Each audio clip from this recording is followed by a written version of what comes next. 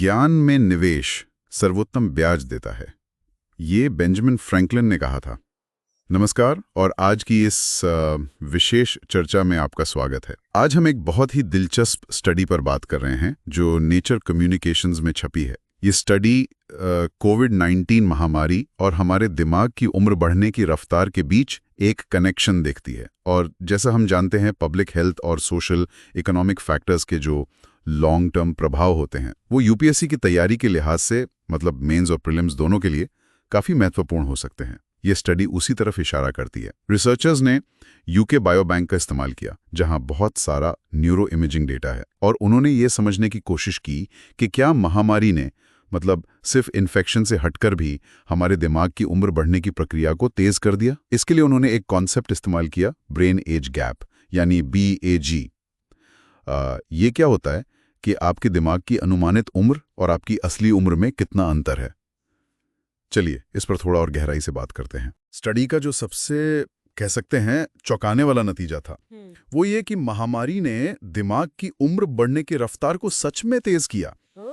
और ये उन लोगों में भी हुआ जिन्हें कोविड-19 इन्फेक्शन हुआ ही नहीं था। मतलब सोचे जरा, सिर्फ महामारी का माहौल, उसका तनाव, सामाजिक बदलाव, इनका भी असर पड़ा। जिन लोगों का एक स्कैन महामारी से पहले हुआ था और एक उसके बाद या दौरान, मतलब जो महामारी समूह था, उनके ब्रेन एज गैप में औसतन 5.5 महीने की एक्स्ट्रा बढ़ोतरी देखी गई। और ये बढ़ोतरी उन लोगों की तुलना में थी जिनके दोनों स्कैन महामारी से पहले ही हो गए थे, यानी कंट्रोल ग्रुप।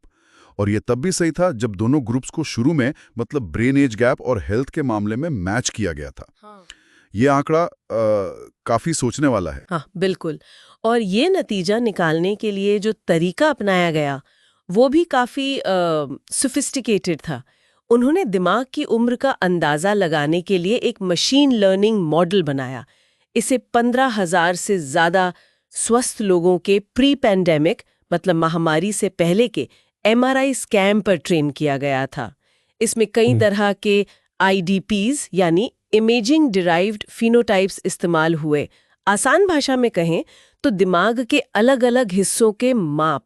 और ख़ास बात यह है कि ग्रे मैटर और वाइट मैटर के लिए और पुरुषों व महिलाओं के लिए अलग अलग मॉडल ट्रेन किए गए, क्योंकि हो सकता है कोविड का असर अलग अलग हो, है ना? हाँ, ये तो है। फिर इस मॉडल को करीब 1000 लोगों पर लागू किया गया जिनके 2 स्कैन थे, कंट्रोल ग्रुप और महामारी ग्रुप। इसी तुलना से वो ये समझ पाए कि महामारी के माहौल का क्या असर हुआ, इन्फेक्शन के असर से अलग। लेकिन ये कैसे पता चला कि ये जो 5.5 महीने का एक्स्ट्रा असर है ये महामारी के माहौल का ही है? मतलब कोई और वजह नहीं हो सकती, जैसे लाइफस्टाइल में बदलाव या सिर्फ उम्र बढ़ना? हाँ, ये सवाल बिल्कुल जायज है। देखिए, स्टडी की खूबी यही है कि उन्होंने 2 स्कैन वाले ग्रुप्स की तुलना की। जो कंट्रोल ग्रुप था, जिनके दोनों स्कैन पहले थे, उनमें भी समय के साथ ब्रेन एज गैप में थोड़ा बदलाव तो आया ही होगा, है ना? वो सामान्य उम्र बढ़ने से हो सकता है।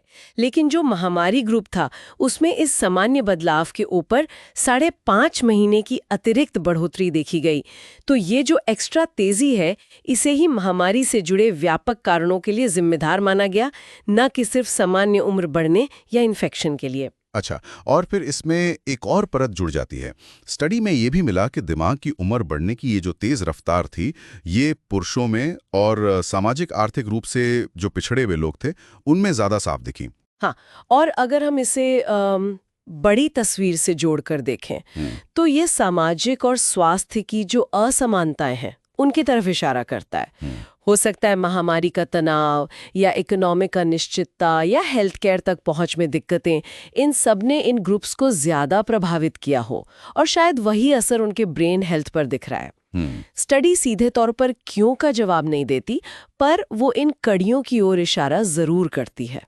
एक और बहुत महत्वपूर्ण खोज ये थी कि दिमाग की उम्र में ये जो तेजी आई, इसका संबंध घटी हुई कॉग्निटिव परफॉर्मेंस, मतलब सोचने समझने की क्षमता में कमी से सिर्फ उन लोगों में मिला जिन्हें कोविड-19 हुआ था। अच्छा, तो मतलब इन्फेक्शन का अपना एक अलग डायरेक्ट असर था सोचने समझने पर, जबकि महामारी के माहौल का असर मुख्य रूप से दिमाग की बायोलॉजिकल उम्र पर दिख रहा था। हाँ, बिल्कुल सही। ये फर्क समझना बहुत जरूरी है।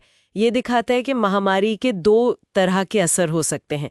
एक तो वायरस के सीधे इन्फेक्शन से जुड़ा, जो शायद कॉग्निटिव फंक्शन को ज़्यादा प्रभावित करे, और दूसरा उस पूरे माहौल से, तनाव से, सामाजिक बदलावों से जुड़ा जो दिमाग की उम्र को तेज कर सकता है, भले इन्फेक्शन ना हुआ हो। तो कुल मिलाकर इस पूरी चर्चा से, इस स्टडी से हमें क्या समझना चाहिए? मतलब मेन टेक अवे क्या है? देखिए, मुख्य बात यह है कि महामारी जैसा एक बड़ा संकट और उसके साथ आने वाले जो तनाव हैं, जो सामाजिक उथल-पुथल है, वो हमारे दिमाग पर गहरा असर डाल सकता है, उसे तेजी से बूढ़ा कर सकता है, और ये असर कुछ खास ग्रुप्स में, जैसे पुरुष या सामाजिक रूप से वंचित लोग, उनमें ज्यादा हो सकता है। और ये हमें एक गंभीर सवाल की तरफ ले जाता है कि भविष्य में अगर ऐसी कोई पब्लिक हेल्थ चुनौती आती है, तो हम दिमाग पर पड़ने वाले इन अप्रत्यक्ष लेकिन व्यापक प्रभावों को कैसे कम कर सकते हैं, खासकर उन लोगों के लिए जो ज्यादा वल्नरेबल हैं, ज्यादा संवेदनशील है।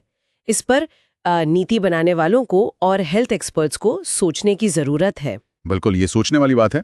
तो अगर आपको ये विश्लेषण काम का लगा हो, उपयोगी लगा हो, तो कृपया लाइक करें, सब्सक्राइब करें, और अगर आपके कोई सवाल हैं या आप कुछ कहना चाहते हैं तो नीचे कमेंट्स में ज़रूर लिखें, हम उन पर गौर करने की कोशिश करेंगे।